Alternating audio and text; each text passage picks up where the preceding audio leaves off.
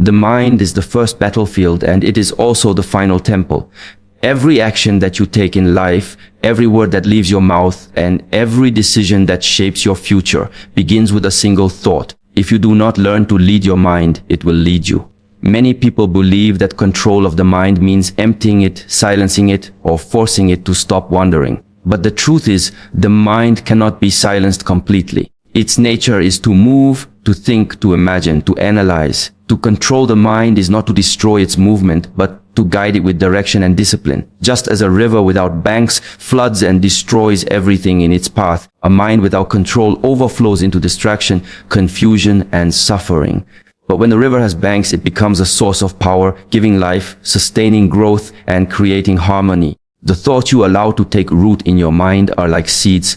Some seeds grow into flowers, others into thorns. You cannot stop seeds from flying in the wind, but you can choose which ones you water. If you feed your mind with negativity, doubt, and fear, it will reflect back in your actions. If you nourish it with clarity, focus, and discipline, it will open paths toward growth. The difference between an ordinary person and an extraordinary one is often not talent, not even opportunity, but the ability to lead the mind.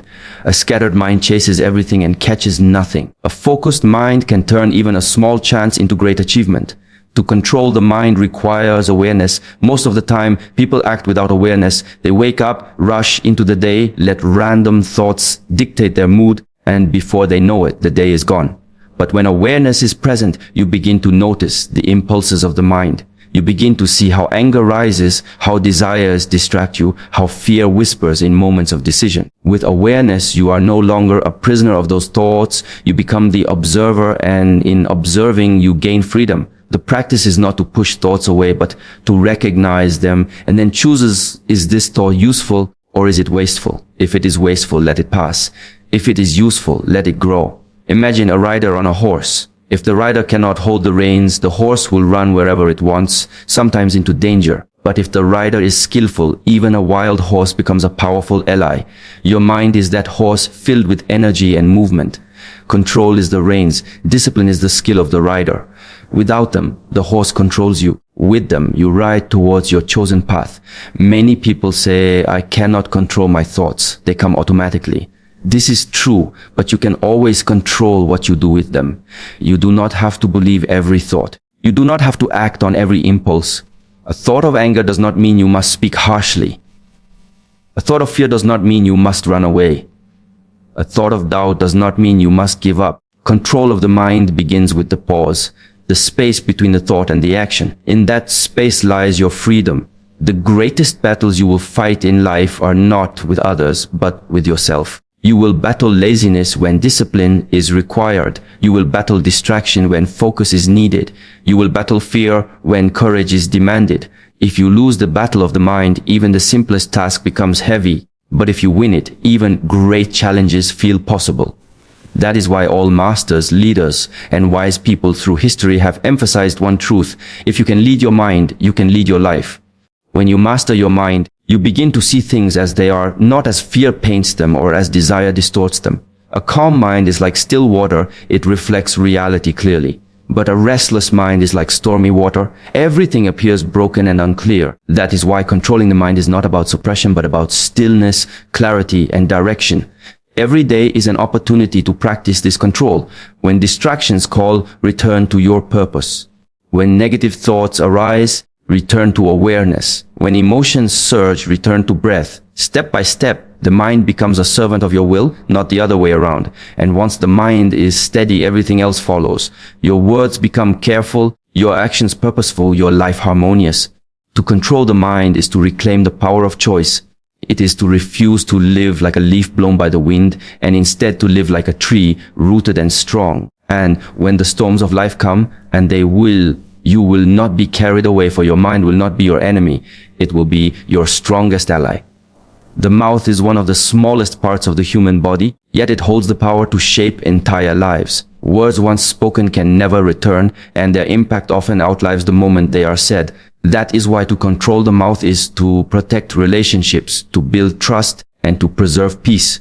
When you understand the true weight of words, you begin to realize that speech is not just sound, it is energy, it is intention, and it is influence.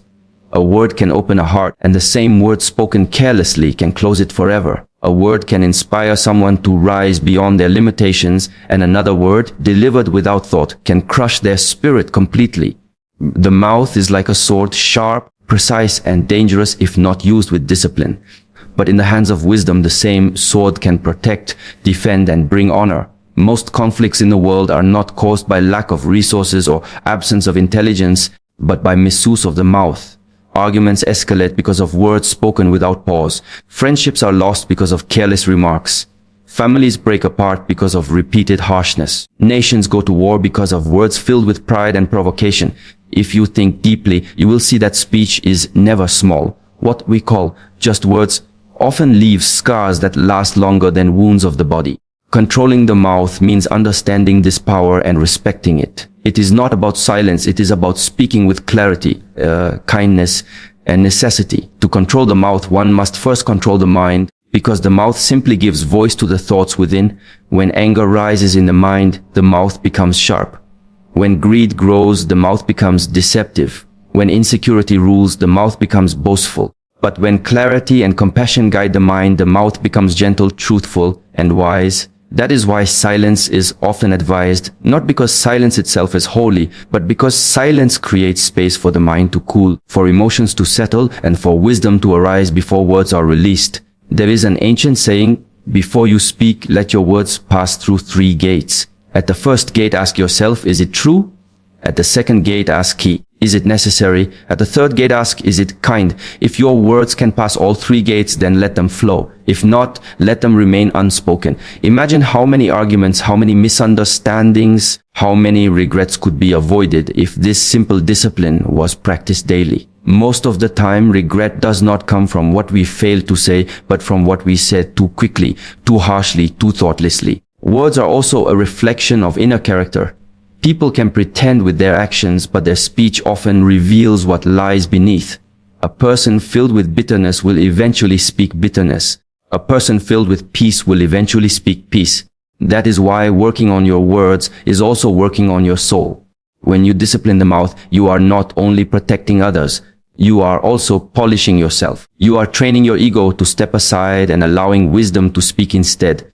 To control the mouth does not mean to avoid hard truths. There are times when difficult words must be spoken. But even in such moments, control means choosing the right tone and the right timing. A truth spoken harshly can injure. The same truth spoken with compassion can heal. Speech is not only about content, it is about delivery. And the difference between harm and healing often lies not in what you say, but in how you say it. Think of a garden. If you plant poisonous seeds, you cannot expect sweet fruits. If you plant seeds of kindness, you will harvest trust and love. Every word you speak is a seed planted in the minds and hearts of others. Over time, those seeds grow into relationships, some full of flowers, others full of thorns. If your words are careless, you will live among thorns. If your words are thoughtful, you will live among flowers. There is also wisdom in restraint. Sometimes the greatest strength lies in holding back the tongue. To stay silent in the heat of anger is harder than to fight, but it prevents damage that no apology can repair. Words cannot be unsaid. They linger in memory, replayed again and again by those who heard them. This is why controlling the mouth is an act of responsibility. You may forget what you said, but others may never forget how you made them feel. Ultimately, to master the mouth is to choose the path of harmony. A mouth that is controlled becomes a source of light. It builds respect, creates trust, spreads peace, and inspires growth. A mouth that is uncontrolled becomes a weapon of destruction, breaking hearts, ending friendships, and scattering unity. The choice is always yours. Every time you open your mouth, you are either building a bridge or burning one. Which will you choose? Money is one of the most powerful forces shaping human life. Yet its true nature is often misunderstood. It is neither good nor evil in itself. It is only a tool, a form of energy that flows through society to exchange value. But the way we relate to money determines whether it becomes a servant that works for us or a master that enslaves us. To control money is not simply about saving or spending carefully. It is about understanding the role it plays in your life and refusing to let it control your choices, your peace, or your character. Many people live as if money were the ultimate purpose of life. They spend their days chasing it. their nights worrying about it, and their relationships suffering because of it. Yet no matter how much they gather, peace escapes them. Why? Because they have allowed money to sit in the position of a master, not a servant. A master demands more, never satisfied, always hungry. A servant, however, works quietly to support and sustain. The moment you see money as a servant, your relationship with it changes. It is no longer the reason you wake up in the morning. It is simply a tool that enables you to live with dignity, provide for those you love, and serve purposes greater than yourself.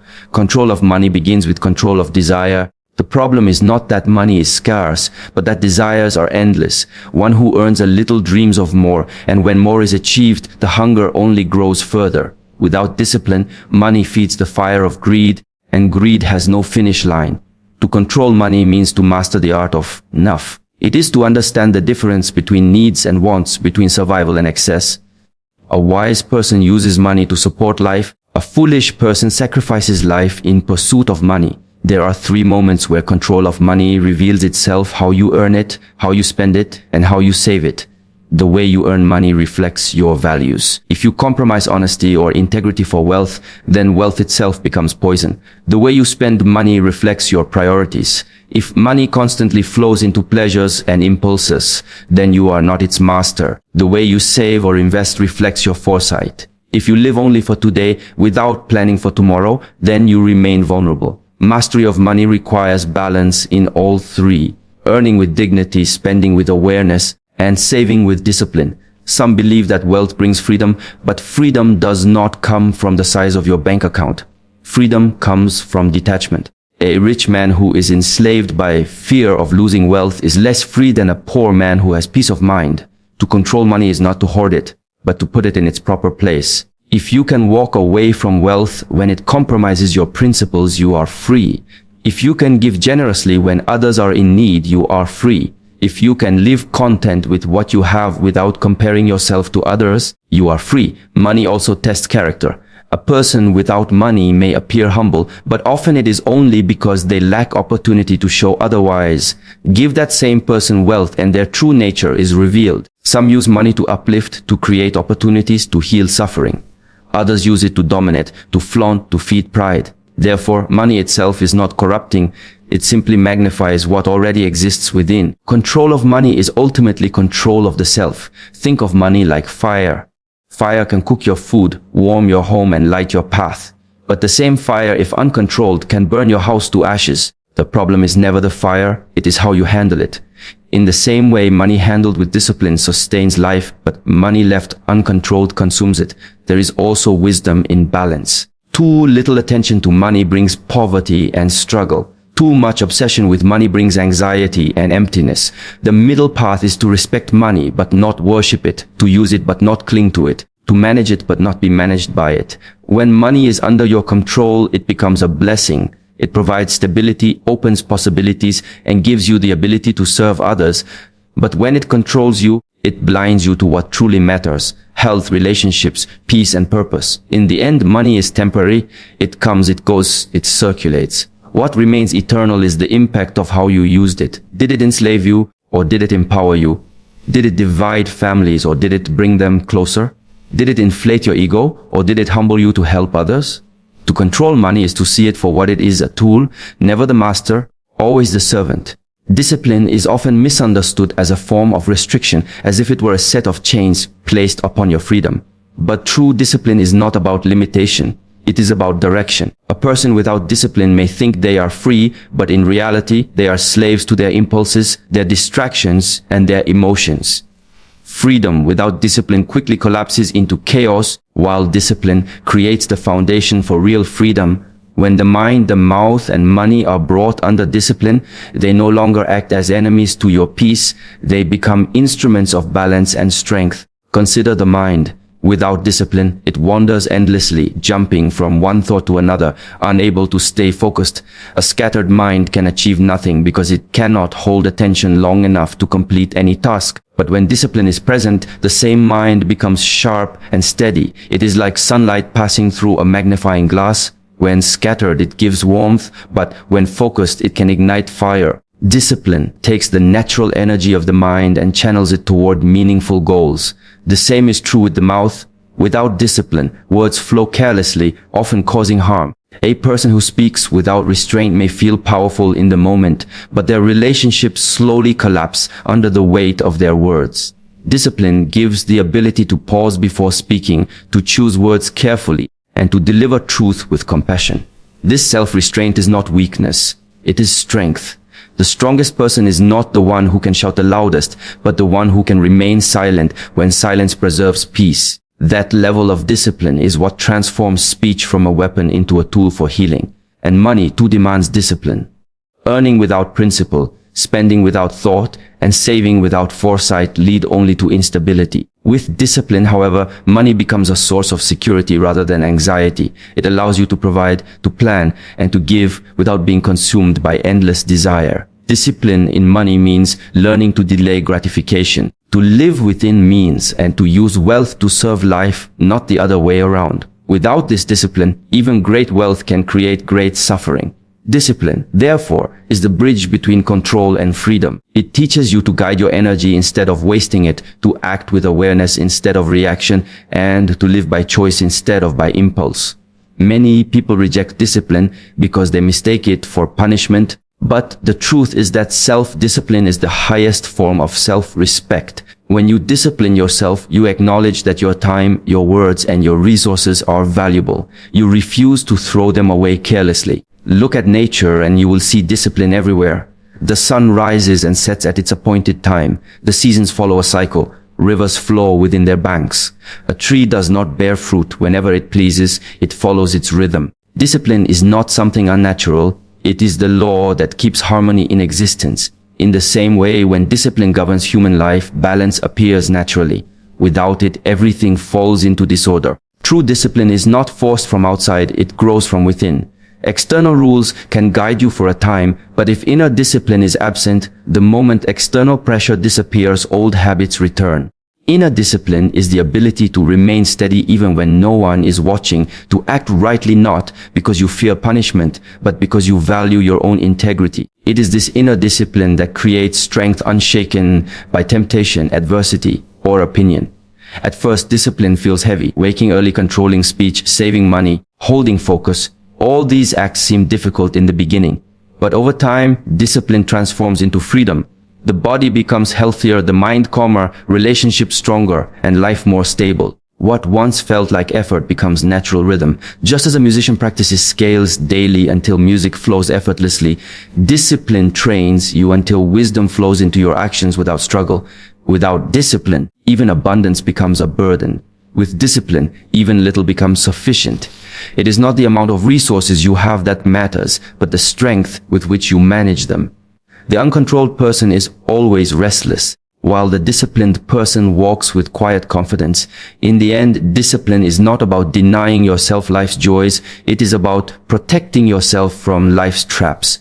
It is the bridge that connects the control of the mind, the mouth, and money with the higher freedom of peace, respect, and balance. When you live with discipline, you do not lose anything essential. On the contrary, you gain everything that truly matters: clarity, stability, and freedom. Mind, mouth, and money are three pillars that quietly hold the balance of human life. Each one, if left uncontrolled, has the power to shake the foundation of peace and harmony. The mind can drown you in endless thoughts. The mouth can cut deeper than a blade, and money can enslave even the strongest of spirits. But when these three are brought under conscious control, life begins to align. Balance appears not as something external, but as a natural outcome of inner mastery. Think of life as a wheel. The spokes of this wheel are many: health, relationships, work, values, dreams. But the hub that holds them together is balance. If one spoke is too long and another too short, the wheel cannot turn smoothly. In the same way, if your mind is restless, your speech uncontrolled, or your relationship with money imbalanced, life begins to shake and stumble. But when each of these elements is disciplined, the wheel of life turns with stability and you move forward with grace. The mind is the first to demand attention. Without control, it pulls you in every direction, scattering your energy. A restless mind cannot enjoy the present, cannot focus on goals, cannot bring peace even when everything outside seems fine. But a steady mind brings calm into every situation. It prevents you from being carried away by anger, fear, or endless desire. Control of the mind creates inner balance, and inner balance reflects outward in every action you take. Then comes the mouth. Words are small, but their effect is enormous. An uncontrolled mouth destroys trust and breeds conflict, while a disciplined mouth builds respect and creates harmony. Speech has the power to connect hearts or to divide them, to heal wounds or to deepen them. When the mouth is brought under control, you begin to live in balance with others. Your relationships strengthen, your environment becomes peaceful, and your presence inspires trust. This outer balance is not separate from the inner. It is an extension of it. And money, too, plays its part. Without control, money becomes the source of endless worry. You chase it, you compare yourself with others, you live in fear of losing it. But with discipline, money turns into a tool, a servant that supports your needs without ruling your life. It allows you to live with dignity, to provide for loved ones, and to give when others are in need. Financial balance is not about wealth alone. It is about freedom. When money is under your control, you are free to live according to your values instead of being driven by greed or fear. Balance is not achieved by mastering one of these three and ignoring the others. A person may control their money but lack control of their mouth, and their wealth cannot protect them from broken relationships. Another may control their mouth but not their mind, and though they speak gently, they remain prisoners of inner restlessness. Yet another may discipline their mind but neglect their money, and peace will escape them when financial struggles come. Real balance comes only when all three are harmonized. This balance is not achieved in a single day. It is a practice, a discipline repeated daily. Each time you guide your mind back to focus, each time you pause before speaking, each time you choose wisely how to use money, you are building balance. Slowly, like drops filling a jar, these small acts accumulate into stability that nothing outside can easily disturb. When balance is present, life feels lighter. Decisions become clearer, relationships become smoother, and even challenges feel manageable. You do not live in extremes of restlessness, conflict, or greed. Instead, you walk the middle path, steady and grounded. And when storms come, and they will, you do not fall apart because your foundation is strong. Ultimately, balance of mind, mouth, and money is balance of self. It is the harmony of thoughts, words, and actions. It is the alignment between inner peace and outer behavior. And when this harmony is achieved, you begin to live not as a prisoner of impulses, but as a master of your own life. That is the highest freedom, to be steady, clear, and balanced, regardless of what the world throws at you.